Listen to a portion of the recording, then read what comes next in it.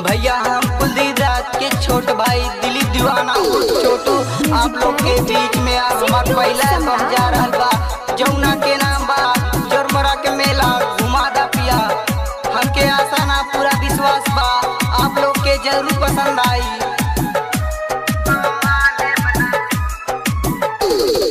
चोरमरा के मेला मशहूर है पिया, चोरमरा के मेला मशहूर है पिया।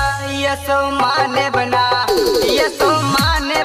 जायब जरूर है पिया, यसो माने बना जायब जरूर है पिया। म्यूजिक डायरेक्टर सिंटू सम्राट।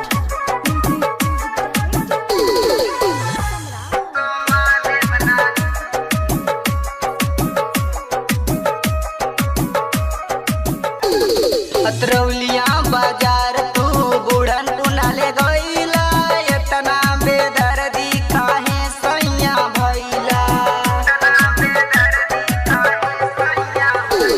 जमीरगंज देवरिया बाजार नाले गईला, सुल्तानपुर के थाना ना पदमपुर ले गईला।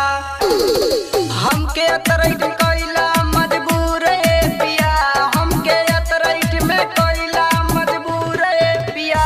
यसो माने बना जायब जरूर है पिया, यसो माने बना जायब जरूर है पिया। म्यूजिक डायरेक्टर सिंटू सम्राट।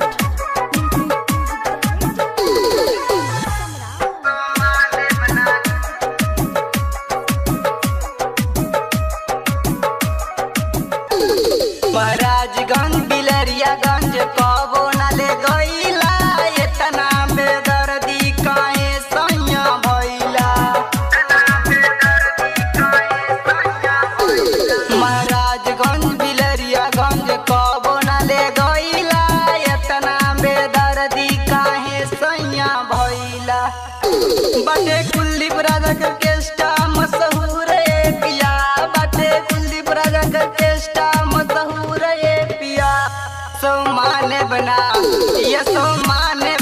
जायब जरूर है पिया, यसो माने बना जायब जरूर है पिया।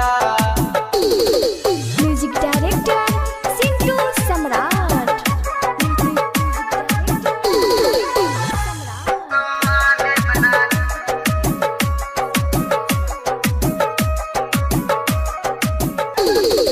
जईबाना देवर विवेक संगे जाइब, चोरमरा में चल के चाट चौमीन खाइब। जईबाना देवर विवेक संगे जाइब, चोरमरा में चल के चाट चौमीन खाए। दिलीप दीवाना संग खायब अंगूर है पिया, दिलीप दीवाना संग खायब अंगूर है पिया। तो माने बना जायब जरूर है पिया, यसो माने बना जायब जरूर है पिया। चोरमरा के मेला मशहूर है पिया, चोरमरा के मेला पिया। यसो माने